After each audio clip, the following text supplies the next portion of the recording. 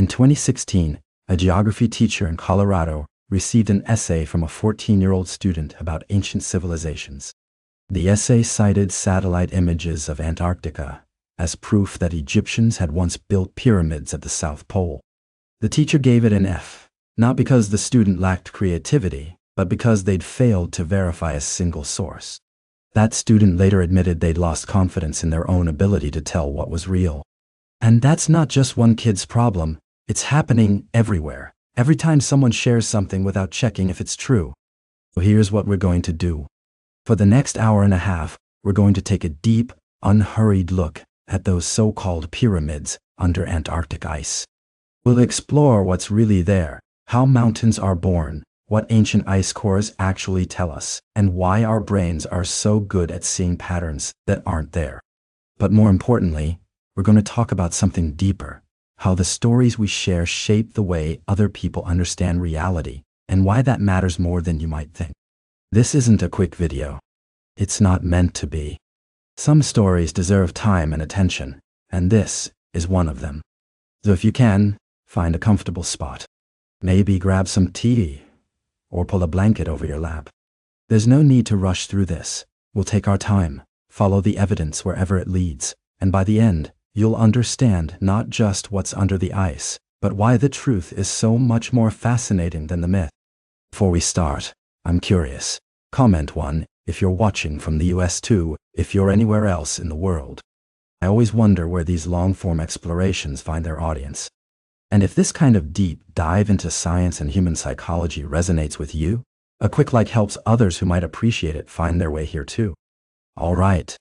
Let's begin with the images that started it all. Now, those research stations we just talked about, they exist because scientists need to study what's actually there. And here's where we get to solve the mystery that started this whole journey. Let's talk about nunataks. It's a strange word, isn't it? It comes from the Inuit language, and it means exactly what we've been searching for: mountain peaks that pierce through the ice sheet. They're the roof of Antarctica, poking through a frozen blanket that's sometimes 2 miles thick. And here's the thing, they look exactly like pyramids from above. When you're scrolling through Google Earth, looking down at Antarctica from a satellite's perspective, these nunataks create those geometric shapes that captured everyone's imagination. The Ellsworth Mountains, those specific coordinates that went viral back in 2016, they're full of them. Sharp peaks, clean angles, symmetrical faces. Directly overhead, they're remarkably pyramid-like. But remember that analogy about architectural blueprints? From one viewpoint, a cone and a pyramid look identical. Nunataks are giving us that single viewpoint, and our brains are filling in the rest. The exposed rock of a nunatak behaves differently than ice-covered terrain. Ice is smooth. It flows. It rounds everything off. But exposed rock? It fractures along natural plains. In Antarctica's extreme environment, where temperatures swing dramatically, where wind scours the surface, where freeze-thaw cycles work on any moisture in the rock, these peaks develop incredibly sharp geometric features. It's actually more geometric than most mountains you'd see in warmer climates. The Matterhorn in the Alps is famous for its pyramid shape, but even it's more weathered than many Antarctic nunataks. Why? Because Antarctica preserves angles. There's less water movement, less vegetation, less biological weathering. The cold keeps everything crisp. Now, this is where things get truly fascinating. Rock composition matters enormously. Antarctica's mountains contain a lot of granite and metamorphic rocks that fracture in predictable patterns. When these rocks break, from temperature stress, from ice pressure, from the sheer weight of geological time, they don't crumble randomly. They split along planes of weakness, creating faces and edges that intersect at regular angles. Nature's a better architect than we give her credit for. The lighting doesn't help our perception either. Antarctica's low sun angles, especially near the poles, create dramatic shadows that emphasize every edge and angle. Add snow patterns that accumulate differently on various faces of the peak, And you've got something that photographs like a constructed object. Contrast between dark rock and white snow makes the geometry pop even more. Scientists actually love nunataks for a completely practical reason. They're windows into Antarctica's geological history. You want to study the bedrock, but don't want to drill through 2 miles of ice. You go to a nunatak. It's free access to the continental structure. Researchers have mapped these peaks extensively, taken rock samples, studied their composition. Not once has anyone found tool marks. Not once has anyone discovered worked stone or artificial modification. What they have found is erosion. Beautiful, predictable, entirely natural erosion. Let me give you a specific example. There's a formation in the Ellsworth Mountains called the Vinson Massif. It's Antarctica's highest peak, and it has several nunataks that look impossibly geometric in satellite imagery. From space, you'd swear someone carved them. But when expeditions reach them, and yes, people have climbed these peaks, they found exactly what geology predicts: angular rock formations created by millions of years of natural processes. The pyramid shape? It's actually one of the most common forms for peaks in any mountain range. It's the shape you get when erosion attacks a mountain from multiple sides. Weather doesn't play favorites. Wind, ice, and temperature work on all faces relatively equally, and the result is a multi-sided peak. A pyramid. Here's the uncomfortable truth. The formations that looked most artificial in satellite photos turned out to be the most natural when examined up close. The very features that made them seem constructed, the sharp edges, the symmetrical faces, the regular angles, these are the signatures of specific geological processes, not evidence of ancient builders. And that's okay. That's actually wonderful. Because what we're looking at when we see these nunataks isn't evidence that aliens or ancient Egyptians visited Antarctica. We're seeing the architecture of deep time. We're seeing what happens when rock and ice and wind work together for millions of years. We're seeing the Earth's patient craftsmanship. The peaks that pierce the ice aren't hiding secrets. They array the secret, a testament to natural forces so powerful and so consistent that they can sculpt stone into forms that fool our pattern-seeking brains. So when you look at those satellite images now, you can see them for what they really are: nature's monuments. Not less impressive because they're natural, more impressive because they're real. Have you ever misidentified something natural as man-made at first glance? What was it? Now, we've seen how easy it is to look at a satellite image and see what we want to see. Mountain peak becomes a pyramid. Natural geometry becomes architecture. It's harmless fun, right? A little speculation, a quick share on social media, maybe a laugh with friends about ancient aliens. But here's where things take a turn that's not so harmless. Picture a 14-year-old student, let's call her Maya, sitting at her kitchen table, working on a history essay about ancient civilizations. She's doing what she's been told to do: research online, find interesting information, make connections. She comes across an article with satellite images of those Antarctic formations. The headlines, compelling. The images look convincing. There are comments from people who seem knowledgeable. She's excited. She's found something her classmates probably won't have. She weaves it into her essay, evidence that ancient advanced civilizations were far more capable than we thought, possibly even reaching Antarctica. 2 weeks later, she gets her essay back. There's a big, red F at the top. The teacher's note is short, but devastating. You failed to verify your sources. These claims have been thoroughly debunked by geologists. This is not acceptable research. Merci. Whence anzia me what about? Now, you might think, well, good. She learned a lesson about fact-checking. But let's follow what actually happens to Maya after this moment. She's embarrassed, obviously. But more than that, she's confused.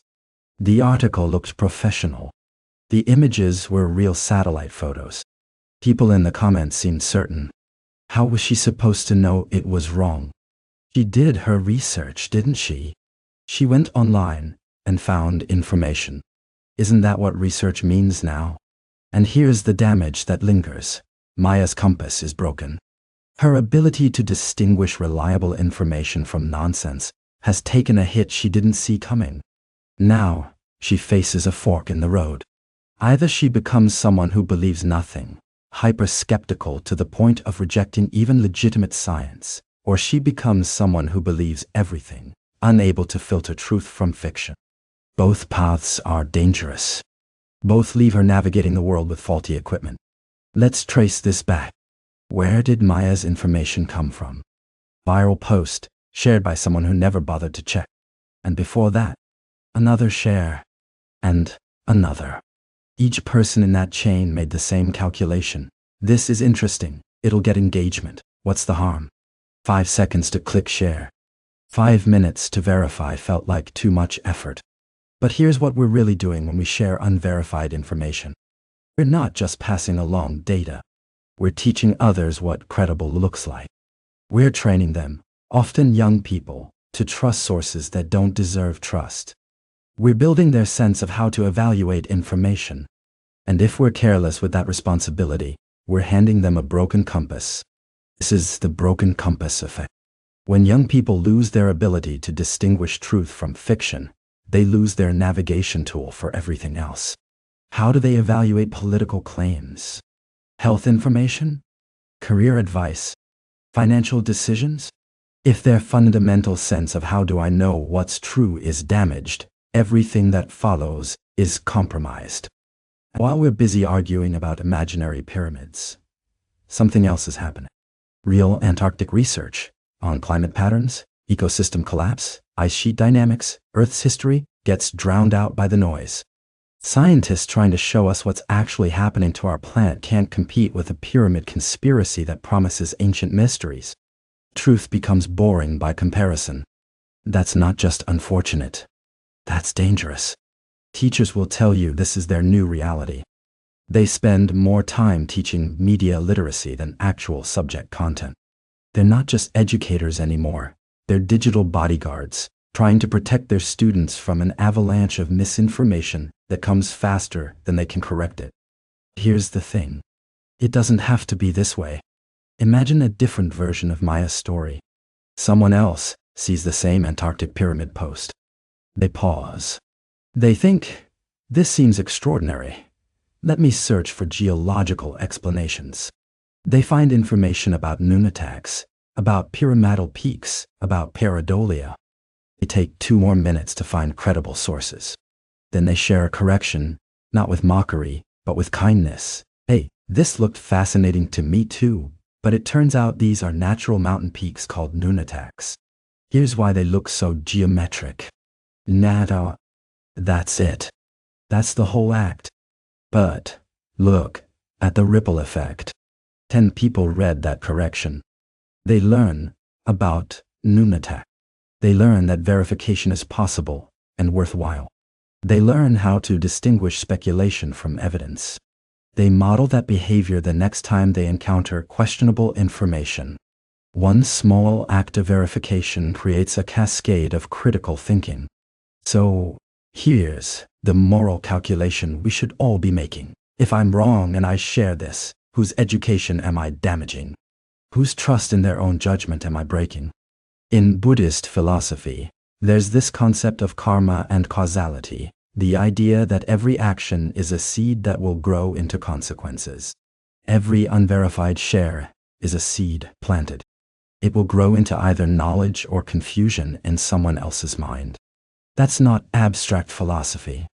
That's observable cause and effect. Before you share something, especially something extraordinary, something that challenges established understanding, ask yourself this: would I want my own child to build their understanding of the world on this foundation? Would I want them to use this as their compass? Because that's what you're doing. You're not just sharing a fact. You're shaping someone's ability to find truth for the rest of their life.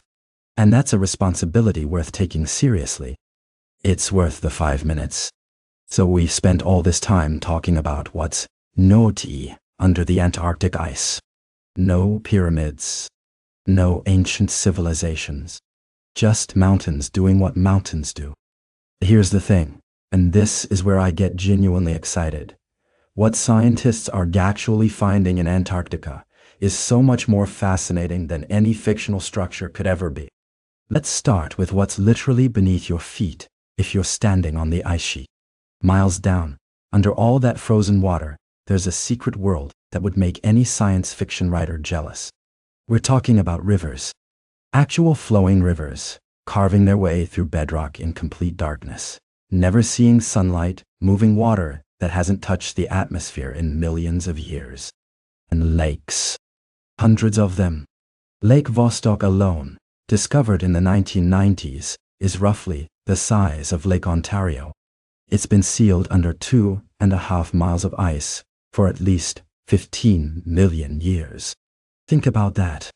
When that water last saw the sky, our ancestors were still figuring out how to walk upright. Now, this is where things get truly fascinating. In some of these glacial lakes, scientists have found life. Not fossils, living organisms and plants. Extremophiles that have adapted to conditions we once thought were impossible for life to survive. No sunlight, crushing pressure, near freezing temperatures. And yet, there they are, thriving in the dark. What does that tell us? It tells us that life is far more resilient and adaptable than we imagined. And if life can exist in those conditions on Earth, well, the implications for places like Jupiter's moon, Europa, or Saturn's Enceladus become a lot more interesting. But we're not done going down. Beneath the ice, beneath the lakes, there's something scientists weren't expecting to find at such a massive scale: volcanoes. Not dormant ones either. We're talking about active volcanic systems, possibly the largest volcanic region on Earth, hiding under the West Antarctic ice sheet. In 2017, researchers identified 91 previously unknown volcanoes in this region alone.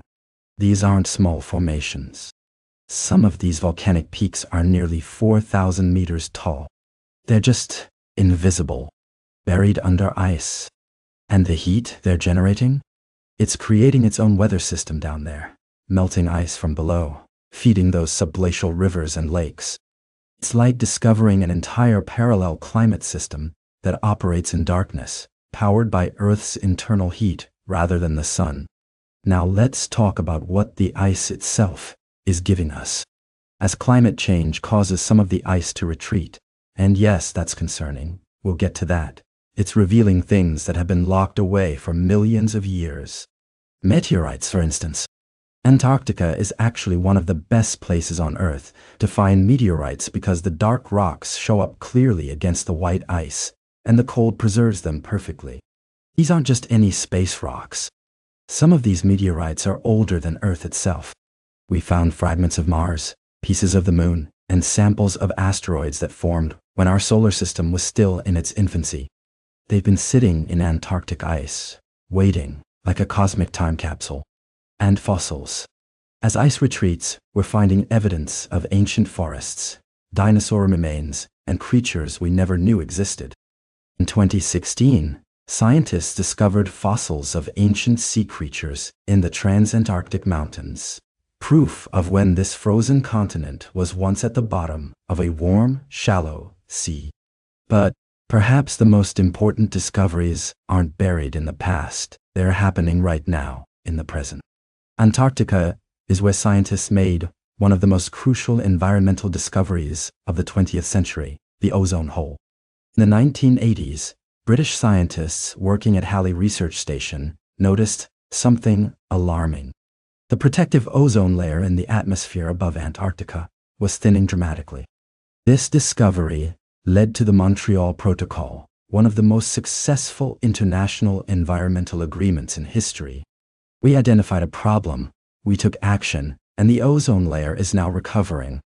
Antarctica gave us that warning, and it's still talking to us. Every ice core we drill, every sensor we place, every satellite passing overhead is collecting data about Earth's climate system. Antarctica isn't just some frozen footnote at the bottom of the world. It's the planet's early warning system. It's where we can see what happens to ice when temperatures rise. It's where we measure how quickly sea levels might change. It's where we learn whether the foundations of our climate are stable or shifting. And here's what makes this different from imaginary pyramids. This actually matters. The volcanic systems beneath the ice could accelerate melting from below. The extremophiles in subglacial lakes could teach us how to search for life on other worlds.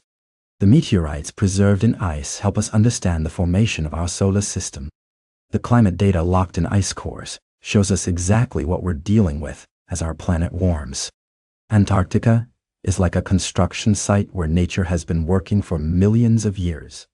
And instead of finding evidence of ancient builders, we're discovering the blueprints of Earth's climate system and the foundations of our planet's environmental future. The real structures beneath the ice aren't pyramids. They're the bones of our planet, still very much alive, still active, still shaping our world. And that's not disappointing. That's not less magical than finding ancient civilizations. It's more important. It's more immediate. And if we're paying attention, it might just help us build a better future. So, what current scientific research do you find most exciting or important? I'd genuinely love to know. I'd say the research that excites me most is what we're actually finding beneath that ice. Not pyramids, but something far more critical. Because Antarctica isn't just holding secrets about the past. It's holding the blueprints for our future. Now, here's where things get genuinely urgent. When scientists study Antarctic ice, they're not just satisfying curiosity. They're reading a forecast. The Antarctic ice sheet is like the foundation of a building that's beginning to shift. And understanding how and why it's changing. That's critical, because the entire structure of global climate rests upon it, and we need to know if reinforcements are required. Let's talk numbers for a moment. The Antarctic ice sheet contains about 26.5 million cubic kilometers of ice. That's roughly 70% of Earth's fresh water, frozen in one place. If all of it melted, we're looking at a sea level rise of about 60 meters. Now, that's not happening tomorrow. But even a fraction of that melting represents catastrophic change for coastal cities worldwide. What's fascinating is how researchers use Antarctica as a crystal ball. Ice cores don't just tell us about the past. They show us patterns. How temperature and carbon dioxide levels dance together over hundreds of thousands of years. How quickly climate can shift when certain tipping points are crossed. It's like finding the instruction manual for Earth's thermostat, except we've already been adjusting the settings without reading it. Here's what keeps climate scientists up at night. Parts of Antarctica are changing faster than the models predicted. The West Antarctic ice sheet, for instance, sits on bedrock that's below sea level. Warm ocean currents can sneak underneath melting ice from below. It's like discovering the foundation of your house is hollow, and water's seeping in where you can't see it.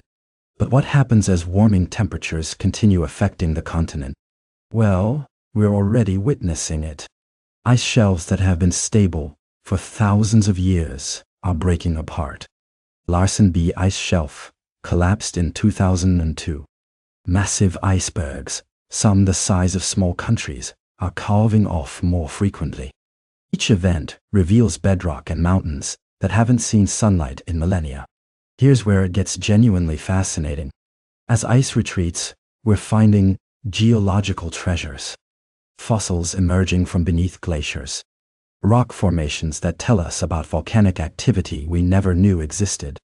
Meteorites that fell to Earth thousands of years ago, perfectly preserved. It's like nature's own archaeological dig, except we're not controlling the pace of excavation. Climate is. The technology being developed for Antarctic exploration is straight out of science fiction. Autonomous underwater vehicles that can navigate beneath ice shelves for months at a time. Ice-penetrating robots designed to drill through kilometers of ice without contaminating the pristine environments below. Satellites that can measure ice thickness changes down to centimeters from space. There are ambitious plans underway. Deep drilling projects aim to access subglacial Lake Mercer and other isolated water bodies trapped under the ice for millions of years. What scientists hope to find there is extraordinary, ancient microbial life. Organisms that have evolved in complete darkness, in temperatures just above freezing, with no connection to the outside world. Think about that for a moment. Life that's been isolated for longer than human civilization has existed. The biological discoveries could rewrite our understanding of life's limits. And, practically speaking, if life can thrive in those conditions, it changes how we think about the possibility of life on ice-covered moons, like Europa or Enceladus. Antarctica becomes our testing ground for astrobiology. But beyond the scientific wonder, there's a harder truth. Antarctica is becoming increasingly important for human civilization, whether we like it or not. As ice melts, new shipping routes might open. Resource claims are already being negotiated, though the Antarctic Treaty currently prohibits exploitation. The continent holds vast reserves of minerals, oil, and gas. The political and economic pressures on that treaty will only intensify. What strikes me most is the feedback loop we've created. We're changing Antarctica through our emissions and activities elsewhere on the planet. That change then amplifies global warming, which accelerates Antarctic melting, which causes more warming. It's a cascade, a domino effect where each falling piece knocks down the next one faster. Yet there's reason for hope. Antarctic research stations are collaborating internationally like nowhere else on Earth. Scientists from countries that barely speak to each other politically work side by side down there. They share data freely, because everyone understands what's at stake. The research happening now will determine how accurately we can predict the next 50, 100, 200 years. Where coastlines will be, which cities will need to be protected or abandoned, how weather patterns will shift, where agriculture will still be viable. Antarctica holds those answers, written in ice that's melting as we speak. So when people ask me about pyramids under the ice, I think about what's actually there. A climate record stretching back nearly 1 million years. Evidence of how our planet responds to change. A warning system that's been sounding alarms for decades. And perhaps, most importantly, a reminder that some mysteries matter more than others. What do you think Antarctica will look like 100 years from now? Will we have listened to what the ice is telling us? I'd genuinely love to know. So what do we do with all of this? We've walked through satellite images, ice cores, radar surveys, geological timelines. We've looked at nunataks and examined our own fascination with hidden world. We've even confronted the real harm that comes from sharing unverified claims. But there's something bigger here that ties it all together. Something that's been guiding us this entire time, whether we've been conscious of it or not. The scientific method. Now, I know that phrase might bring back memories of middle school worksheets. Hypothesis, experiment, conclusion. Check the boxes, move on. But here's what I've come to understand. The scientific method isn't just a classroom exercise. It's a compass. And in a world absolutely flooded with information, it might be the most important navigation tool we have. Think about it this way. Let's say you're inspecting a building. Someone shows you architectural drawings of this stunning structure, all soaring arches and impossible angles. Beautiful vision. Inspiring, even. But before anyone moves in, before anyone trusts their life to those walls, you need to check something fundamental. Does it meet code? Can it handle wind loads? Will it stand when stress tested? The scientific method works exactly like that building inspector's checklist. It doesn't matter how elegant the idea is, how much we want it to be true. The structure has to prove it can stand. That's what happened with the Antarctic pyramid claims. The hypothesis was striking. What if ancient civilizations built structures under the ice? It's a beautiful architectural vision. But when you run it through the inspection process, when you check it against the evidence, the foundation crumbles. Ice cores show continuous glaciation for millions of years. Radar reveals natural geological formations. The timeline doesn't work. The materials aren't there. Building fails inspection. And here's the thing about the scientific method that I find genuinely beautiful. It doesn't care what we want to believe. It's not trying to make us feel good or confirm our existing assumptions. It's trying to figure out what's actually true. That's a profoundly different goal. There's this principle you'll hear in scientific circles. Extraordinary claims require extraordinary evidence. And it makes perfect sense when you think about it. If I tell you I had toast for breakfast, you'll probably believe me. Toast is common. Breakfast is common. The claim fits with everything we know about how the world works. If I tell you I had breakfast with a dinosaur, you're going to need more than my word. You're going to want photos, video, maybe some DNA evidence. The bigger the claim, the stronger the proof needs to be. Ancient pyramids under Antarctic ice. That's a dinosaur breakfast level claim. It requires pyramid-shaped mountains to not just look geometric, but to show clear evidence of artificial construction. It requires human civilization to exist millions of years before humans evolve. It requires rewriting geology, archaeology, biology, and physics. That's a lot of rewrites. You'd better have extraordinary evidence. And when evidence doesn't materialize, when every inspection reveals natural processes at work, the honest thing to do is revise the hypothesis. That's not failure. That's how the system works. Now, this is where things get truly fascinating to me. The scientific community actually wants to be proven wrong. I know that sounds strange, but it's true. Every scientist dreams of making a discovery that overturns what we thought we knew. Finding actual evidence of ancient Antarctic structures would be the discovery of the century. Nobel Prize territory. Career-making stuff. But science demands that you prove it. You have to show your work. You have to let other experts examine your evidence, try to replicate your results, poke holes in your methodology. This is called peer review. And yes, it can be brutal. But it's what separates robust knowledge from wishful thinking. There's real beauty in changing your mind when the evidence demands it. It takes strength to say, I was wrong. Our egos hate it. But that's exactly what science asks of us, over and over. It's not about defending your position. It's about following the evidence wherever it leads, even when it leads away from what you wanted to find. Transparency matters here too. Real science shows its homework. It says, here's what I did, here's what I found, here's why I think it means this. Now you try it. See if you get the same results. That reproducibility is critical. It's the difference between a claim and knowledge.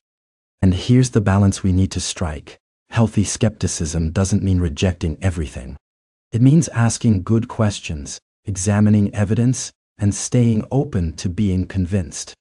That's very different from closed-mindedness, which rejects evidence that doesn't fit preconceived beliefs. The skeptic says, show me why this is true. The closed mind says, don't confuse me with facts. When it comes to Antarctica, we've run the pyramid hypothesis through every inspection. It doesn't pass. The foundation isn't there.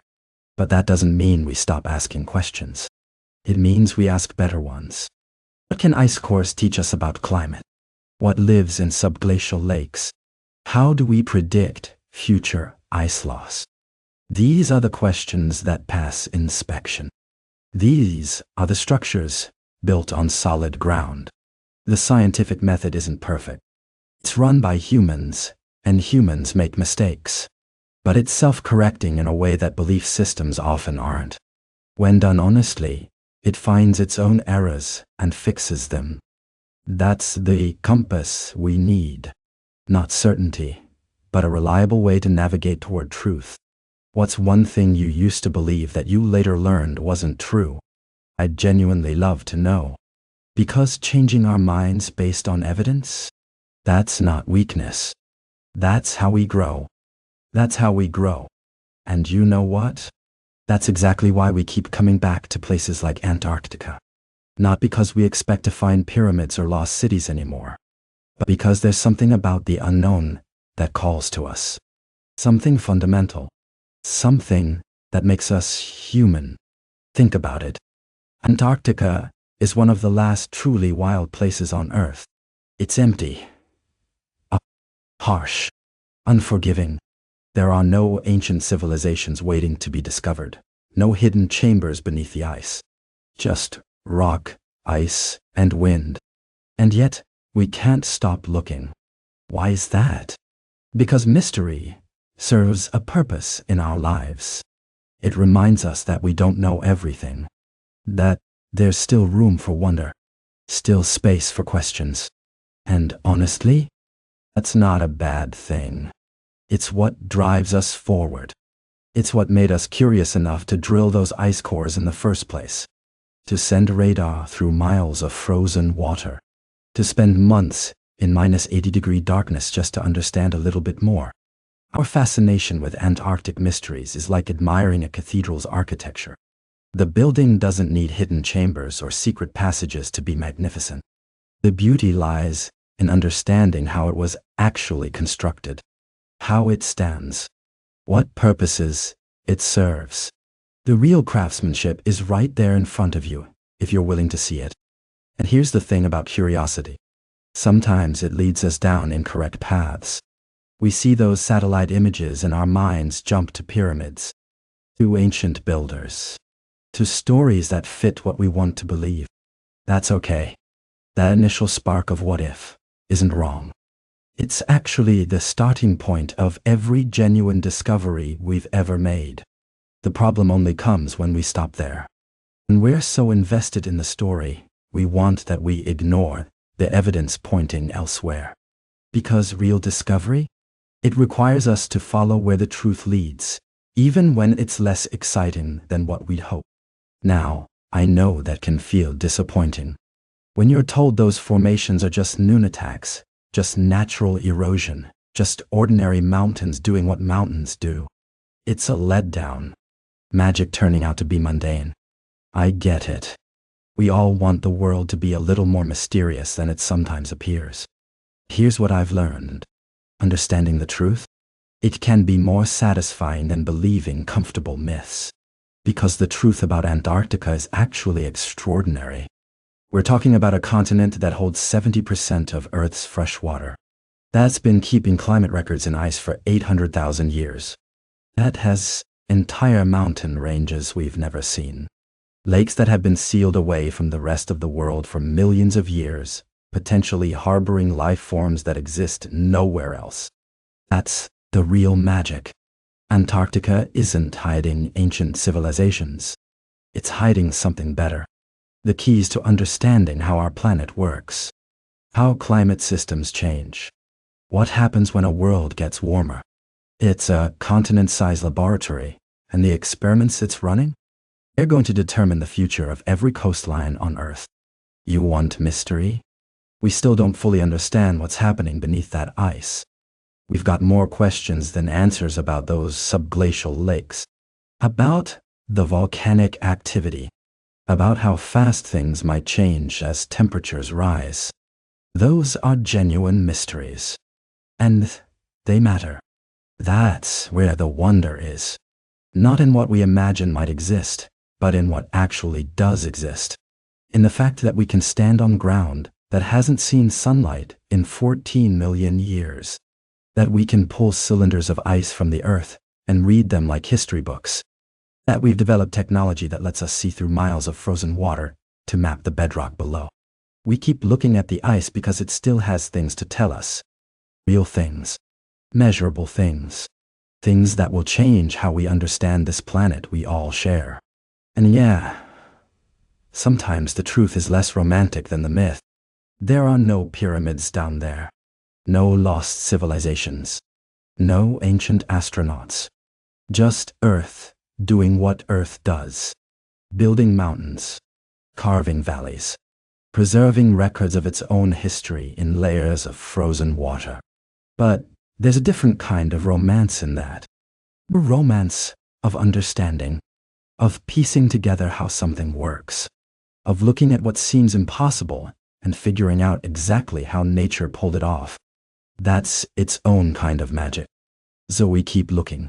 Not because we think we'll find something that rewrites history, but because there's still so much actual history left to read. Because every core we drill, every radar survey we complete, every measurement we take adds another piece to the puzzle. The picture that's emerging? It's beautiful, complex, urgent, real. Whale.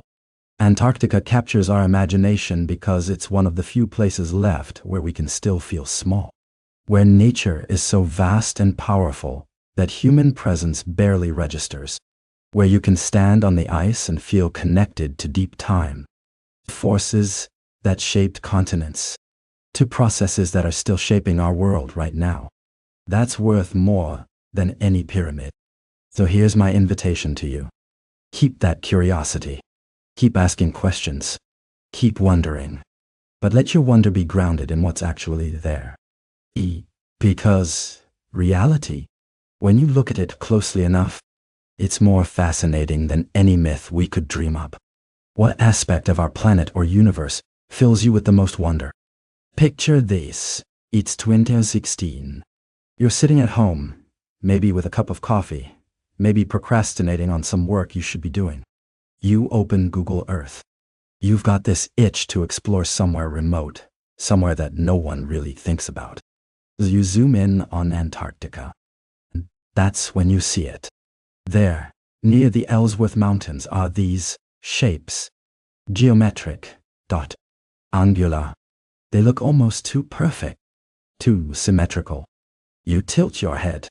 You zoom in a bit more. Could those be pyramids? Now, you're not the first person to spot this. In fact, by 2016, images like these had already started making the rounds online. Amateur researchers, curious minds with too much time and access to satellite imagery, had been noticing these formations for a while. And the thing is, Google Earth democratized exploration in a way we'd never seen before. Suddenly, anyone with an internet connection could survey the most remote corners of our planet. You didn't need a research grant or a polar expedition. You just needed curiosity and a mouse. The coordinates spread like wildfire. People were sharing them, comparing notes, zooming in from every angle their screens would allow. And let's be honest, the formations looked compelling. Sharp angles, distinct edges, the kind of geometry that doesn't seem random at all. But here's where things get interesting. What you're seeing in those satellite images is a view from directly above. Just one perspective, one angle. And that matters more than you might think. Think about it this way. Imagine you're looking at architectural blueprints from directly overhead. A cone, a pyramid, and a circle, three completely different, three-dimensional shapes, can all look identical from that single viewpoint. That's why architects always need multiple elevations to understand a building's true form. You need the side view, the front view. One, the cross-section. Because one angle can lie to you. And our brains, well, they're not exactly neutral observers. We've got this incredible pattern recognition ability that served us beautifully throughout evolution. It helped us spot predators in the brush. It helped us identify which plants were safe to eat. But it comes with a quirk. We're really good at seeing patterns even when they're not there. There's a name for this. Pareidolia.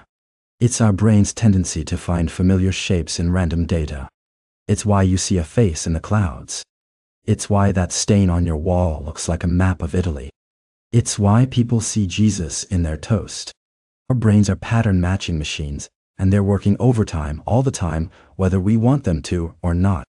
So when you look at a mountain peak from directly above, and it's got some sharp angles carved by millions of years of wind and ice, your brain does what it does best. It finds something familiar, something meaningful, something that looks like a pyramid. Now, when these images first started circulating, professional geologists weren't exactly rushing to rewrite their textbooks. Their initial response was measure. Polite, even. They'd seen this before. Not the specific images, maybe, but the phenomenon. People finding meaning in geological formations. People seeing structure where there's erosion. People finding ancient aliens where there's ancient ice. But here's the thing that really matters. There's a fundamental difference between what appears pyramid-shaped from above and what an actual pyramidal structure is. A pyramid, a real constructed pyramid, has characteristics you can measure. Precise angles, deliberate orientation, evidence of construction techniques, tool marks, material choices, a purpose. What we're seeing in these Antarctic satellite images, they're peaks, mountains, nunataks actually, that's the technical term, and we'll get into that later. From above, with the right lighting, the right snow patterns, the right angle. Yeah, they can look geometric, they can look intentional, and that's not a flaw in our thinking. It's actually kind of beautiful, in a way. It shows how curious we are, how much we want to understand, how quickly our minds leap to stories, to explanations, to meaning. But it's also a reminder, a gentle one, hopefully, that what we see isn't always what's there, that our first impression, no matter how strong, isn't the same thing as evidence, that looking at something from one angle gives us one piece of information, and sometimes, just sometimes, we need to zoom out, rotate the view, and see what else might be true. So before we dive deeper into what these formations actually are, before we explore the geology and the science and the real story of what's under Antarctica's ice, let's just sit with this moment for a second. Moment when curiosity meets mystery. When a satellite image sparks a question. When our pattern-seeking brains do what they do best, find something that makes us wonder. Because that wondering, that's where all good exploration starts. What about you? Have you ever spotted something unusual on Google Earth or a map app? What was it? Tiny. So you spotted something unusual from your armchair, miles away through a satellite lens. That's the beauty of modern exploration, isn't it? We can all be discoverers now. But here's where the real mystery deepens, not in what those shapes are, but in how they came to be. Let's talk about mountains. Not as static monuments, but as stories written in stone over unimaginable spans of time. The Transantarctic Mountains, where many of those pyramid-shaped peaks appear, began forming over 500 million years ago. That's before the first fish crawled onto land, before dinosaurs, before pretty much everything you'd recognize as life on Earth. These mountains have been under construction longer than most species have existed. Now, here's what's truly fascinating. Nature is an exceptional architect. And her favorite tool? Subtraction. Think of it like this. Mountain formation is like a sculptor working on a block of marble. The artist doesn't add material, but removes it strategically over time until a recognizable form emerges. Except nature uses ice, wind, and time instead of chisels. And she's got all the time in the world. Take the Matterhorn in the Alps. You've probably seen pictures. It's one of the most perfectly pyramid-shaped mountains on Earth. Sharp edges, symmetric faces, that distinctive peak pointing straight up like it was drafted by an engineer. And yet, it's entirely natural. No ancient civilization carved it. No lost technology shaped it. Just erosion, working from 4 different valleys, meeting at a single point. That's the key. When erosion attacks a mountain from multiple sides simultaneously, it creates sharp ridges where those forces meet. In Antarctica, you've got some of the most extreme erosional forces on the planet working overtime. Let's start with freeze-thaw cycles. Water seeps into tiny cracks in the rock during the brief moments when temperatures rise above freezing. Then, it freezes. Here's the thing about water. It's one of the few substances that expands when it freezes. It acts like a tiny crowbar, prying the rock apart from the inside. Do this a few million times and those cracks become fractures. Those fractures become breaks. And the rock splits along clean, geometric lines. But that's just the beginning. Wind in Antarctica doesn't mess around. We're talking about some of the most powerful katabatic winds on Earth. Cold, dense air pouring down from the high interior of the continent at speeds that can exceed 200 kilometers per hour. These winds carry ice crystals that act like sandpaper, scouring exposed rock faces year after year, decade after decade, millennium after millennium, after millennium. The result? Smooth, angled surfaces that catch the light just so. And here's something counterintuitive. Antarctica's extreme cold actually preserves sharp angles better than warmer climates. In temperate regions, you get a lot of weathering, rain, biological activity, chemical breakdown. All of that tends to round things off, soften the edges. But in Antarctica, it's too cold for most of that. The rock stays angular. The peaks stay sharp. The type of rock matters too. The Transantarctic Mountains contain a lot of sandstone and granite, rocks that fracture along predictable planes. When these rocks break, they don't crumble randomly. They split along their internal structure, creating flat faces and sharp edges. It's geometry written into the molecular structure of the stone itself. Then there's glacial movement. Imagine a river of ice, thousands of feet thick, grinding its way across the landscape over millions of years. It doesn't flow smoothly like water. It plucks rocks from the bedrock, carries them along, uses them as grinding tools against other rocks. It's like nature's belt sander, working at a geological pace.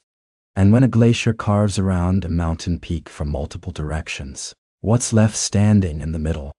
Sharp, angular summit. A pyramid. These processes don't work in isolation. They work together, simultaneously, relentlessly. The freeze-thaw cycles create the initial cracks. The wind exploits those weaknesses. The glaciers carry away the debris.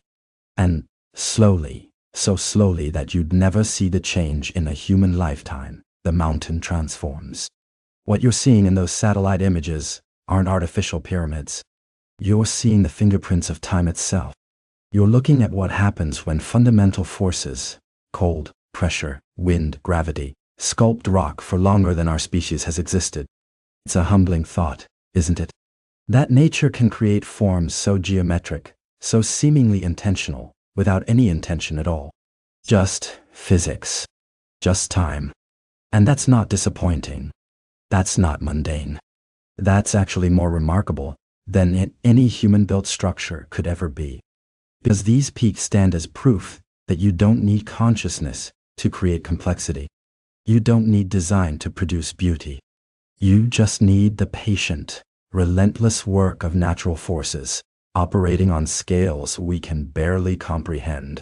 So when you look at those pyramid shapes in Antarctica, you're not seeing evidence of lost civilizations. You're seeing something far older, far grander. You're seeing the Earth sculpting itself. And, honestly, that's a better story. What's the most strikingly geometric natural formation you've ever seen in person? Now, pyramids. Let's talk about why we see them everywhere. From the Great Pyramid of Giza, to the temples of Teotihuacan, from the ziggurats of Mesopotamia, to the step pyramids of ancient China, humans across the world built these monumental structures. Different continents, different eras, different cultures. And yet, there they are. Pyramids. It's enough to make you wonder, isn't it? Some people look at this pattern and see evidence of a shared, ancient civilization. A lost world that once connected all these cultures. And when mysterious pyramid-shaped mountains appear in satellite images of Antarctica, well, that's where the story gets really compelling. Ancient Egyptians in Antarctica. An advanced civilization that predated everything we know. It's the kind of theory that makes your imagination light up. But here's the thing. Connecting ancient Egypt to Antarctica is like claiming the architects of the Roman Colosseum also built the skyscrapers of Manhattan. The timeline, technology, and context simply don't support the foundation of the claim. Let's start with what we actually know. Ancient Egyptians were remarkable seafarers for their time. They built ships that could navigate the Nile and even venture into the Mediterranean and Red Sea. There's evidence they traded with Punt, somewhere along the East African coast. Impressive? Absolutely. But these were coastal voyages, never far from land. Ships were wooden vessels designed for relatively calm, warm waters. Antarctica is more than 7,000 miles south of Egypt, across some of the most treacherous oceans on Earth. To get there, you'd need to cross the Southern Ocean, where waves can reach 70 feet and winds howl at hurricane force. Even today, with steel-hulled ships and GPS, it's a dangerous journey. The idea that ancient Egyptians made this voyage? It doesn't just strain credibility. It shatters it. But let's say, just for argument's sake, they somehow made it. When would they have found something worth building on? Antarctica was last ice-free more than 34 million years ago. 34 million years. To put that in perspective, that's when our ancestors were small, tree-dwelling primates. No humans, no civilization, no pyramids anywhere on Earth. When Antarctica was a temperate continent with forests and rivers, nothing even remotely human existed yet. By the time humans were building actual pyramids, around 4,500 years ago, Antarctica had been a frozen wasteland for millions of years. Miles of ice. Temperatures that would kill you in minutes. It's not a place where civilizations flourish. It's barely a place where life survives. Now, there's this map. The pyramidal map. You've probably heard of it if you've gone down this rabbit hole. It's a 16th century Ottoman map that some people claim shows the coastline of Antarctica without ice. The theory goes that Piri Reis must have copied it from much older sources, maps made by an ancient civilization that knew Antarctica before it froze. It's a compelling story. But it falls apart when you actually look at the map. The coastline in question doesn't match Antarctica. It matches the South American coast, distorted by the cartographic conventions of the time. Map-making in the 1500s involved a lot of guesswork, copying from various sources, and artistic interpretation. The map shows what cartographers thought might be there, not what actually was. This is how legends grow. You take a genuine artifact, add a dash of mystery, sprinkle in some misinterpretation, and suddenly you've got proof of ancient astronauts or lost civilizations. It's not malicious. It's just what happens when partial information meets human imagination. And we love these stories, don't we? Lost Atlantis. Shangri-La. Lemuria. There's something deeply appealing about the idea that ancient peoples knew things we've forgotten, that there are secrets hidden just out of reach. In our culture, we have our own versions of these myths. Every society does. But here's what's really fascinating. We don't need a lost civilization to explain pyramids appearing in multiple cultures. Pyramids are structurally simple. If you want to build something tall with the technology available thousands of years ago, a pyramid is the most stable shape. You stack stones, each layer smaller than the one below. Gravity does the rest. It's not mystical convergence. It's practical engineering. The real story of human achievement isn't that one magical civilization taught everyone else. It's that people everywhere, working independently, solved similar problems in similar ways. That's more impressive, not less. When we look at those shapes in Antarctica and imagine Egyptian builders, we're not just getting the history wrong. We're missing what actually happened. We're overlooking the incredible journey of tectonic plates, the slow dance of continents, the patient work of ice and wind over millions of years. We're ignoring the real timeline of human evolution, the genuine struggles and triumphs of ancient civilizations. The truth is, no human foot touched Antarctica until 1820. And even then, it was just a glimpse from a ship. The first confirmed landing wasn't until 1895. That's how recently we reached this continent. So no, the ancient Egyptians didn't build pyramids in Antarctica. But they did build some of humanity's most enduring monuments in one of the world's harshest deserts. They developed mathematics, medicine, and engineering that influenced civilizations for millennia. That's the real story. And honestly, it's pretty remarkable, all on its own. What ancient civilization fascinates you the most, and why? So now, let's talk about how we actually know what we know about Antarctica's history.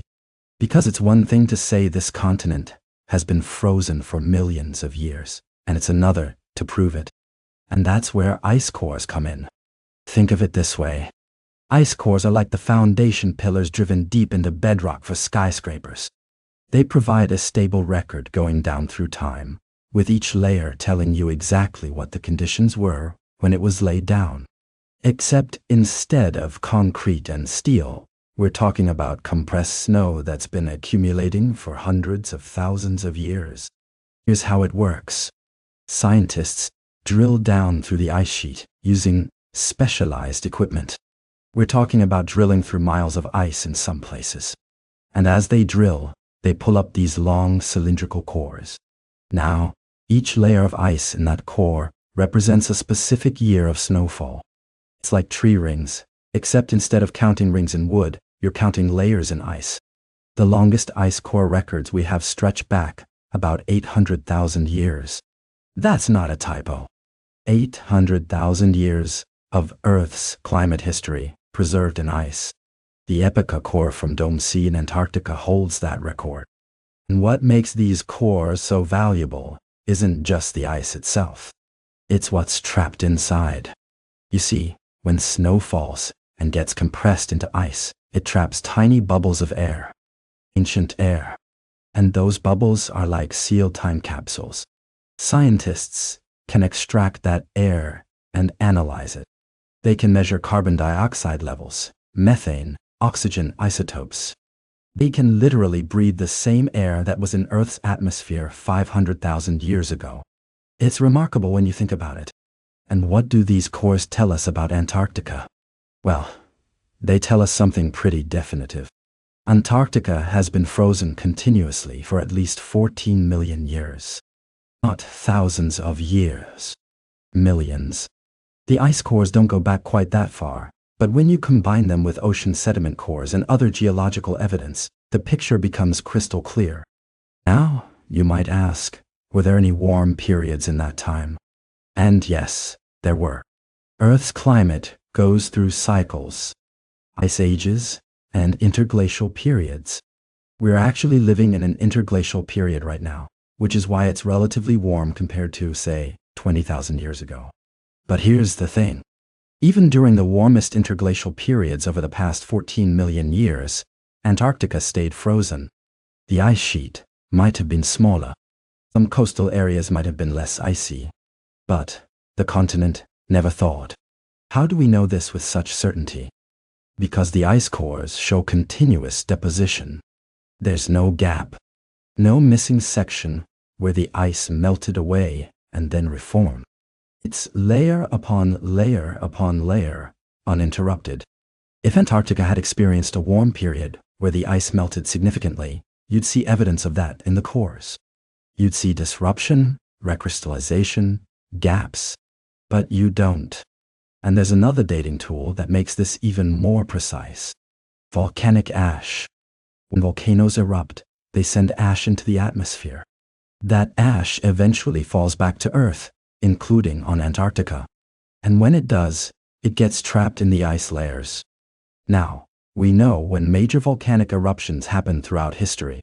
So when scientists find a layer of volcanic ash in an ice core, they can match it to a specific eruption and use that as a time marker. It's like finding a dated bookmark in the pages of a very long book. This precision is extraordinary. For the most recent 50,000 years or so, scientists can date ice core layers to within a few years. For older ice, the uncertainty increases, but it's still remarkably accurate. We're talking about margins of error measured in centuries when you're looking back hundreds of thousands of years. And here's what makes this relevant to our pyramid discussion. If there had been any human activity in Antarctica, any structures, any civilizations, any presence at all, we'd see evidence in the ice cores. Ash from fires. Changes in atmospheric composition from industry. Pollen from agriculture. Something. But there's nothing. The ice cores show a natural progression of climate and atmospheric changes, driven entirely by Earth's orbital cycles, volcanic activity, and other natural processes. It's a humbling thought, isn't it? That we have this incredibly detailed record, going back nearly 1 million years, and humanity doesn't appear in it at all. Not because the record is incomplete, but because we simply weren't around yet. Modern humans evolved roughly 300,000 years ago. Antarctica has been frozen for 14 million years. The timescales don't even come close to matching. So when someone suggests that ancient civilizations built pyramids in Antarctica, the ice cores provide a clear answer. Not through absence of evidence, but through presence of evidence for something else entirely. They show us a frozen continent, locked in ice for millions of years, with no interruption, no warm period that would have allowed human habitation, and no trace of artificial activity. The ice remembers everything, and what it remembers is a story written entirely by nature. If you could extract one piece of information from ancient ice, what would you want to know? So if the ice itself holds memories reaching back hundreds of thousands of years, what about the land beneath it? What's actually under all that ice, hidden from direct view? That's where ground-penetrating radar comes in, a technology that lets us see through miles of frozen water to the bedrock below. Think of it this way. When you go to a doctor for an X-ray, they're using electromagnetic waves that pass through your soft tissue but bounce back when they hit something denser, like bone. The machine reads those returning signals and builds a picture of what's inside you without ever making a cut. Ground-penetrating radar works on the same principle, except instead of imaging your body, it's imaging the Earth. Radar pulses travel down through the ice, and when they hit something with a different density, rock, water, or theoretically, any structure, they bounce back. The pattern of those returns tells scientists what's down there. And here's what makes it especially powerful. Just as an X-ray can distinguish between bone, tissue, and something foreign in your body, radar can identify the difference between natural rock formations and anything artificial. Natural geology has certain signatures, certain patterns in how the radar waves return. Artificial structures, if they existed, would show completely different characteristics. Sharp angles, hollow spaces, regular patterns. They'd light up the radar data like a lighthouse in fog. So what have scientists found after 2 decades of comprehensive Antarctic survey? Mountains, valleys, lakes, entire landscapes hidden under ice that would fill us with wonder if we could walk through them. But pyramids, ancient structures, nothing. Not a single radar signature that suggests anything other than natural geology. Now this is where things get truly fascinating.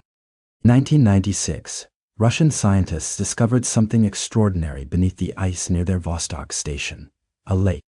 Not just any lake, a body of water roughly the size of Lake Ontario, sitting under more than 2 miles of ice. Lake Vostok had been completely isolated from the rest of the world for potentially millions of years. It's one of nearly 400 subglacial lakes we've now identified using radar and other remote sensing technologies. Think about that for a moment. Hundreds of lakes, trapped in darkness beneath an ice sheet, possibly harboring life forms that evolved in complete isolation. That's not science fiction. That's what radar actually revealed. And it's far more intriguing than any pyramid theory, because these lakes are real, they're accessible, and they might tell us something profound about how life can survive in the most extreme conditions imaginable. Then there's the Gamburts, the mountain range. Before radar surveys mapped it in detail, we had no idea it existed. It's a mountain chain about the size of the European Alps, sitting directly under the thickest part of the East Antarctic ice sheet. These peaks rise thousands of feet from the bedrock, but they've been completely buried for millions of years. The radar showed us every ridge, every valley, every feature, all hidden beneath ice you could never see through with your eyes, or even with a standard camera. And here's what matters. The radar signatures from these mountains look exactly like what you'd expect from natural geological formations. There's no ambiguity, no mysterious anomalies that suggest artificial construction. It's rock that formed through tectonic processes, shaped by erosion before the ice covered it, now preserved in its ancient form. But what if radar picked up something that looked unusual? It happens, actually. Sometimes natural formations do produce radar returns that seem strange at first glance. Certain types of rock have different densities. Ice can form in unexpected ways, creating pockets or channels that look odd on a scan. Volcanic activity beneath the ice can create structures that don't quite fit the typical pattern. And each time scientists encounter something unexpected, they investigate further. They cross-reference with other data, seismic surveys, satellite measurements, ice core samples. They send follow-up missions if necessary. That's the beautiful thing about radar technology in polar environments. It doesn't just give you one snapshot. These surveys are comprehensive, overlapping, verified through multiple methods. If there were artificial structures under the Antarctic ice, we would know. The radar would show them. Other technologies would confirm them. There'd be no hiding something as large as a pyramid under that much scrutiny. When people point to satellite images and say, "Look, pyramids," they're seeing the tips of nunataks, natural peaks poking through the ice. When they say, "But what about what's buried deeper?" we can answer with confidence. We've looked. We've sent radar pulses through miles of ice to the bedrock below. We've mapped the entire continent's hidden topography in stunning detail. And what we found is exactly what geology predicts. Mountains formed by tectonic forces, shaped by erosion, and preserved under ice. It's a humbling thought, isn't it? We have the technology to see through solid ice. We can map landscapes that no human eye has ever directly observed. We can peer into lakes that have been sealed off from our world for longer than our species has existed. And with all that capability, with all that searching, we found no evidence of ancient civilizations. What we found instead is something equally magnificent, a complete geological record of a continent, frozen in time, waiting to teach us about Earth's deep history. What do you think is the most surprising thing scientists have found beneath Antarctic ice? Now, we've talked about what's hidden beneath miles of ice on land. But Antarctica isn't just a frozen continent. It's surrounded by some of the most mysterious waters on Earth. And if there were ancient structures or lost civilizations here, the ocean floor around Antarctica would hold the evidence. So let's dive deeper, quite literally, and explore what scientists have actually discovered down there. The seafloor surrounding Antarctica is like an archive that never stops collecting. Every year, sediments drift down from the surface, dust from distant continents, microorganisms, volcanic ash, bits of rock ground down by glaciers. Layer after layer, century after century, building up a record that stretches back millions of years. When scientists drill into these seafloor sediments and pull up core samples, they're essentially reading chapters from Earth's autobiography. And here's what those chapters tell us. Antarctica has been cooling down gradually for over 34 million years. The sediment cores show this shift in exquisite detail. You can see it in the types of fossils that appear at different depths, warm water species giving way to cold adapted ones. You can see it in the mineral composition, in the grain sizes, in the chemistry of tiny shells that lived and died in these waters eons ago. But what you don't see? Any trace of human activity. No work stone. No metal fragments. No pottery shards. No architectural remains. Nothing that would suggest anyone built anything here, ever. Now, this is where things get truly fascinating. Because the ocean floor around Antarctica has been mapped with remarkable precision using sonar technology. Ships crisscross these waters, sending sound waves down to the seabed and measuring how long they take to bounce back. Different materials reflect sound differently. Rock, sediment, metal, each has its own acoustic signature. It's like taking an X-ray of the ocean floor, creating detailed, three-dimensional maps of every ridge, valley, and plain beneath the waves. And yes, these surveys have found incredible things. Ancient river valleys, carved when Antarctica was temperate and rain fell instead of snow.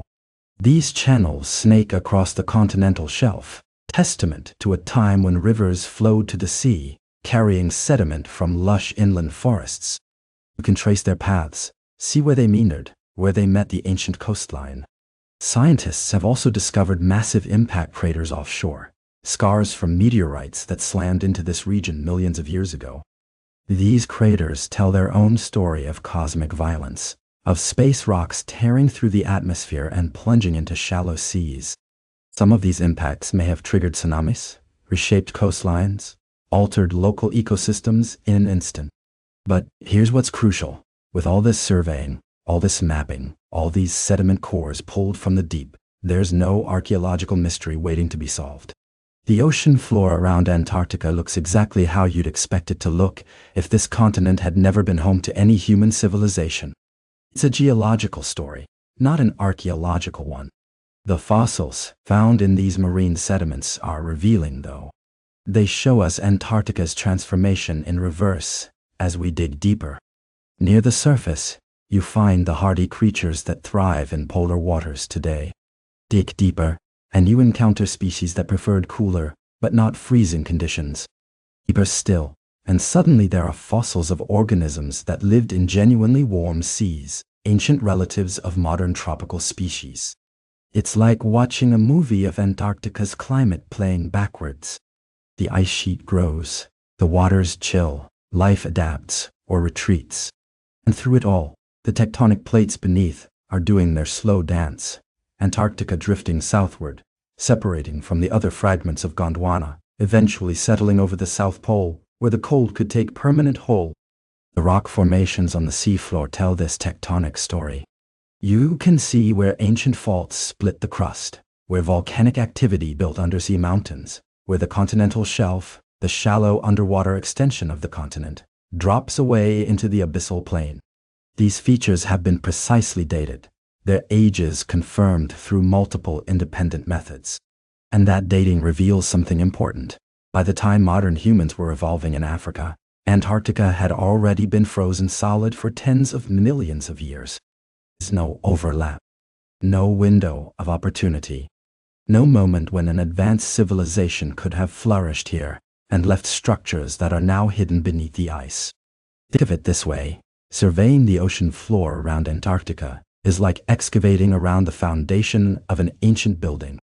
The surrounding soil and debris tell you the structure's history.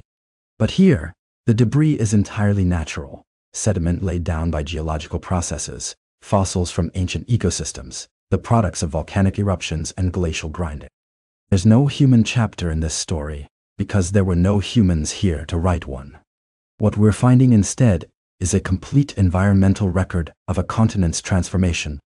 It's a story of climate change on a geological timescale, of ecosystems adapting and migrating, of ice slowly conquering a land that was once green. So, here's the question I'll leave you pondering. If you could explore one underwater environment, would you choose the deep ocean or beneath Antarctic ice shelves? Both hold mysteries. Both push the boundaries of human exploration. The difference is, one might help us understand the future of our planet's climate. And that's a mystery worth solving.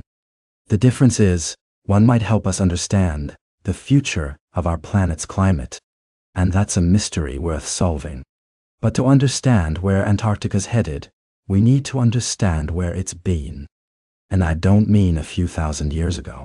I mean way, way back. Back when Antarctica wasn't a frozen wasteland at all.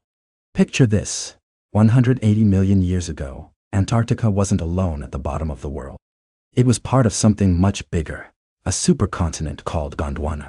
You've probably heard of Pangaea, the massive landmass where all continents were joined together. Well, Gondwana was Gondwana's southern half, and Antarctica sat right there in the middle of it, connected to South America, Africa, India, and Australia. Not at the pole. Not frozen. Just land. And it was green. I'm not talking about a little moss here and there. I'm talking about forests. Actual temperate forests with trees that reach toward the sky, ferns carpeting the ground, and rivers cutting through valleys. During the Cretaceous period, roughly 100 million years ago, Antarctica had a climate similar to what you'd find in the Pacific Northwest today. Cool, but livable. Rainy, but full of life. We know this because of what the ice has preserved. Coal deposits, thick layers of it, sit beneath the Antarctic ice sheet. Coal doesn't just appear out of nowhere. It's ancient plant material, compressed and transformed over millions of years. Those coal seams are the ghosts of forests that once thrived where now there's only ice. But it gets better. We found fossils. Dinosaur fossils. In Antarctica. Think about that for a second. Dinosaurs walked where penguins waddle today. We've discovered plant-eating dinosaurs like Cryolophosaurus, a predator with a distinctive crest on its head. We found the bones of massive sauropods, the long-necked giants that browsed on treetops. There were smaller creatures too, early mammals, insects, ancient birds. Antarctica wasn't some desolate outpost of prehistoric life. It was part of the ecosystem, a functioning, thriving world. So what happened?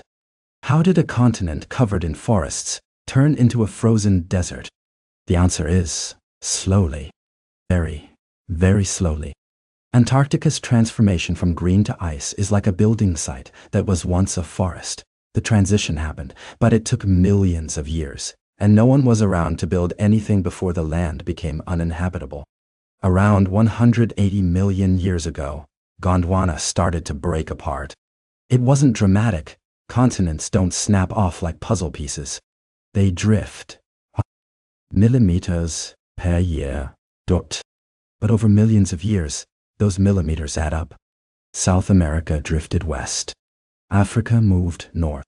Australia headed toward the equator. And Antarctica? Antarctica drifted south. Straight toward the pole.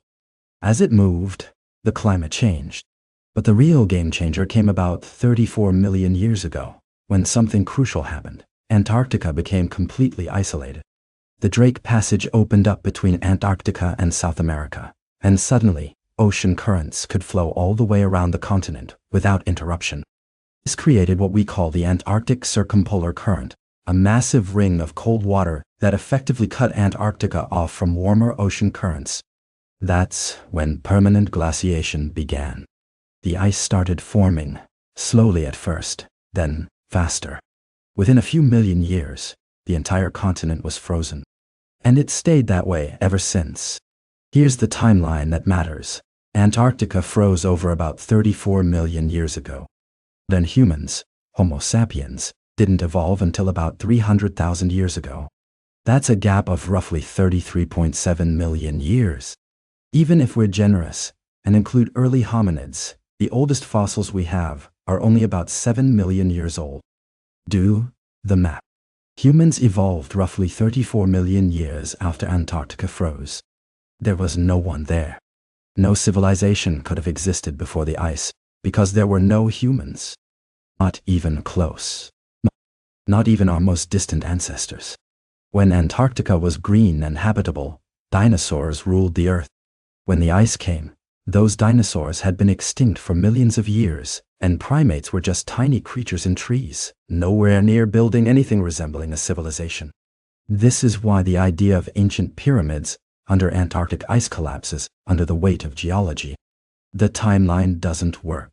Not even close. You can't have an advanced human civilization on a continent that became uninhabitable millions of years before humans existed. It's a humbling thought, isn't it? We like to think of ourselves as ancient, as having deep roots in history. And we do, in human terms.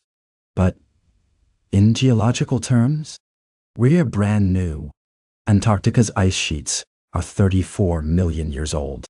Our entire species is a fraction of a percent of that age. We're not even a footnote in Antarctica's story. We're a comma in the epilogue. But that doesn't make the story less fascinating. If anything, it makes it more so. Because what Antarctica tells us is that continents transform, climates shift. What was once lush becomes barren. What was once habitable becomes hostile. And all of it happens on timescales that dwarf human comprehension. The real question isn't whether ancient humans built pyramids in Antarctica. The real question is, what will Antarctica look like in another 34 million years? Will it drift north again? Will the ice melt, revealing those ancient fossils to open air? Will new forests grow where dinosaurs once walked? We won't be here to see it. But the thought lingers. What extinct animal would you most want to see if you could time travel to prehistoric Antarctica? We've walked through time, from the satellite images that sparked a mystery to the deep geological truth beneath Antarctica's ice. But there's another question we haven't touched yet. One that's perhaps more revealing than anything about the continent itself. Why do we want there to be pyramids under the ice? It's not just about Antarctica. Throughout human history, we've told ourselves stories about hidden civilizations. Atlantis sinking beneath the waves. Shangri-La tucked away in the Himalayas. El Dorado gleaming somewhere in the jungle. These aren't just entertaining tales. There's something deeper. They're a pattern. And patterns tell us something about ourselves. There's a fascinating psychological pull at work here. Our attraction to hidden pyramid theories is like being drawn to a mysterious locked room in an old mansion. The closed door is more exciting than what's likely inside, because our imagination can build something grander than reality usually offers. Behind that door could be treasure, ancient secrets, proof of everything we've dreamed. The moment we open it and find old furniture and dust, the magic dies. So we keep some doors closed. In our minds, at least. Now, this is where things get truly fascinating. Antarctica became the perfect canvas for these stories in the modern era. Why? Because it's one of the last places on Earth that remained genuinely mysterious until recently. We'd mapped the oceans. We'd climbed the mountains. We'd walked through the jungles and crossed the deserts. But Antarctica? For most of human history, we didn't even know it existed. Even after we found it, for decades it remained largely unexplored. It's a blank space. And humans have always filled blank spaces with wonder. Science fiction played its part too. Stories like At the Mountains of Madness by H.P. Lovecraft placed ancient, incomprehensible civilizations in Antarctica. Movies and novels followed. By the time satellite imagery made the continent visible to everyone with an internet connection, our collective imagination had already decided what might be there. We were primed to see mysteries. But here's what's interesting. Notice how conspiracy theories almost always locate themselves in places that are hard to reach. Ancient astronauts in the desert. Secret bases at the bottom of the ocean. Lost civilizations under the ice. There's a reason for this. It's not just about physical distance. It's about verification distance. If I told you there was a pyramid in your backyard, you'd look out the window and prove me wrong in seconds. If I tell you there's a pyramid under 2 miles of Antarctic ice, that takes a research expedition, ground-penetrating radar, peer-reviewed analysis. Most people will never personally verify it. And that gap, that space between claim and verification, is where speculation lives and breathes. And honestly, there's something beautiful about that impulse.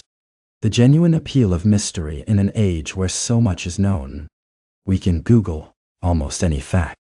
We can see almost any place through satellite imagery or street view. The unknown has been pushed to the fringes of our world. Antarctica, the deep ocean, the far reaches of space. When we encounter something we can't immediately explain, a pyramid-shaped mountain peak on a frozen continent, part of us wants it to be more than it is. We want there to be secrets left to discover. The internet has amplified this natural curiosity into something more complicated. A speculative idea that might have once been shared around a campfire, considered and gently debunked, now spreads to millions in hours. It gets refined, added to, given a veneer of credibility through selective quotations and out-of-context images. By the time it reaches you, it looks like evidence. It feels like you're in on something the mainstream doesn't want you to know. But here's the line we have to draw. There's a difference between healthy curiosity and rejecting established evidence, wondering if there might be something unusual in Antarctica. That's curiosity. That's what drives exploration. But when geologists explain the formations, when ice cores show millions of years of history, when radar surveys reveal natural bedrock, and you decide all of that is somehow wrong because the mystery is more appealing, that's where curiosity curdles into something else. It's a subtle shift, and it happens more easily than you might think. The real tragedy isn't that people believe in Antarctic pyramids. It's that this belief can become a gateway to doubting all expert knowledge. If scientists are wrong, or worse, lying about this, what else are they wrong about? Climate data? Medical research? Historical facts? It's a spiral. And at the bottom of that spiral is a world where no one can trust anything, where every claim is equally valid, where truth becomes whatever feels most emotionally satisfying. That's not freedom. That's intellectual paralysis. But what if we looked at it from a different angle? What if the desire for mystery, properly channeled, is actually valuable? The same impulse that makes us imagine pyramids under ice can also drive us to ask genuine questions, to explore, to push boundaries. The key is keeping that curiosity tethered to evidence, to let wonder lead us toward truth rather than away from it. Because here's what's remarkable. The real Antarctica, the one revealed by actual research, is stranger and more wonderful than any lost civilization story. A continent-sized laboratory preserving Earth's climate history. Lakes teeming with life under miles of ice. Volcanic systems that could reshape our understanding of planetary geology. Fossils that rewrite evolutionary timelines. We don't need to invent mysteries. The universe provides plenty on its own. It's a humbling thought, isn't it? That our imagination, powerful as it is, often falls short of reality. The locked door we've been staring at, building fantasies about? When science finally opens it, what's inside is more intricate, more beautiful, and more meaningful than anything we dreamed. We just have to be willing to look. Do you think there's value in exploring fringe theories, or should we focus only on mainstream science? Looking out across the endless white expanse of Antarctica, it's easy to imagine it as a frozen wasteland, static, unchanging, indifferent to human presence. But scattered across this continent are small outposts of warmth and life. Research stations, where scientists and support staff don't just visit for a few weeks. They stay. Through the darkest winters. Through storms that would shut down entire cities. Through isolation that tests the very limits of human resilience. Here's what strikes me most about these places. They shouldn't exist. Not really. The fact that we can maintain year-round human presence at the bottom of the world is, in itself, a triumph of ingenuity. Think about it this way. Building and maintaining Antarctic research stations is like constructing a house on a different planet. Every system must be self-contained. Every component over-engineered for extreme conditions. And every supply meticulously planned because there's no hardware store down the road. No emergency services. No quick fixes. At the Amundsen Scott South Pole Station, temperatures regularly drop to -80 degrees Fahrenheit. That's cold enough to freeze carbon dioxide out of the air. Cold enough that exposed skin freezes in minutes. At those temperatures, metal becomes brittle and can shatter. Rubber seals turn hard as stone. Electronics behave in ways their manufacturers never anticipated. So how do you keep people alive in that environment? How do you keep equipment running? You innovate constantly. The station itself sits on hydraulic stilts that can be raised as snow accumulates beneath it. Because in Antarctica, you don't shovel snow, you just get buried by it year after year. The building is designed to let wind flow underneath, preventing drift formation. Even the foundation moves. Inside, everything is redundant. Multiple heating systems. Backup power generators for the backup generators. Water recycling systems that squeeze every possible drop from the air because melting snow requires enormous amounts of energy. Food supplies stockpiled to last through 8 months of complete isolation when winter makes flight impossible. And then there's the equipment. The scientific instruments that are the whole reason anyone's there in the first place. Consider the challenge of drilling through miles of ice to reach bedrock below. You're not just boring a hole. You're maintaining a precise vertical shaft through ice that's constantly moving, compressing, shifting. The drill itself has to withstand incredible pressure while operating in sub-zero temperatures. Drill fluid, the liquid that lubricates and cools the drill bit, can't freeze.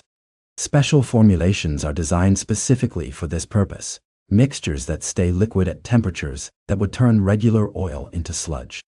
It takes years to drill a single deep ice core. Years of maintaining equipment in conditions that want to destroy it.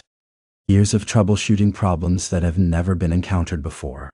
When a critical component fails, and they do fail, you can't order a replacement. During winter, nothing flies in or out. The darkness is complete. Temperatures plummet even further. The crew has to fix whatever breaks using only what's already there. It's like being on a space station, except there's no mission control, just a radio call away. You're truly on your own. And this brings us to perhaps the most challenging aspect of Antarctic research. Not the cold. Not the equipment. The people. Spending winter at a South Pole station means months of darkness. Months of seeing the same few dozen faces every single day. The same corridors. The same rooms. The same freeze-dried meals. There's no stepping outside for a walk to clear your head. Outside is hostile. Deadly. You're confined to an area smaller than most shopping malls, with no escape route, no privacy, no change of scenery. Psychological screening for winter over crews is intense. And still, the isolation gets to people. It's called winter over syndrome. Kind of collective psychological shift that happens when humans are cut off from the rest of their species for too long. Some people become withdrawn. Others, irritable. Sleep patterns disorder. Time feels different. And yet, people volunteer for this. They compete for these positions. 'Cause the work matters. The international cooperation required to maintain Antarctic research is something we don't see often enough in our world. Multiple nations operating stations in close proximity, sharing resources when emergencies arise, coordinating research efforts. The Antarctic Treaty, signed in 1959, set aside an entire continent for peaceful, scientific research. No military operations.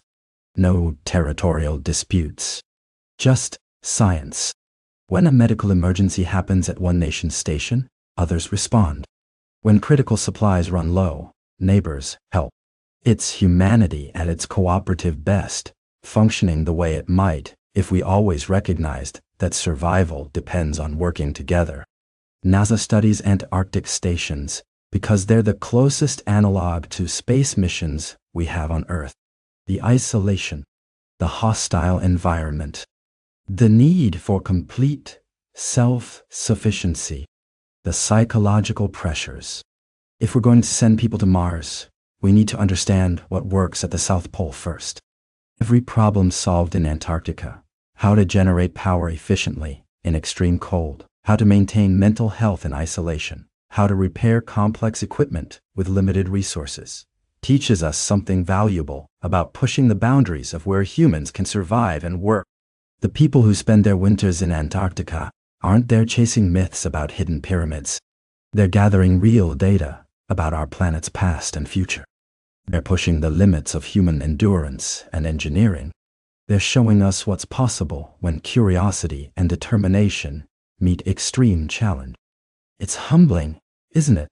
While we sit in comfortable rooms debating whether ancient civilizations left structures under the ice, real people are down there right now, in the coldest, most isolated places on Earth, doing the actual hard work of discovery. Would you handle spending a winter at an Antarctic research station? Why or why not?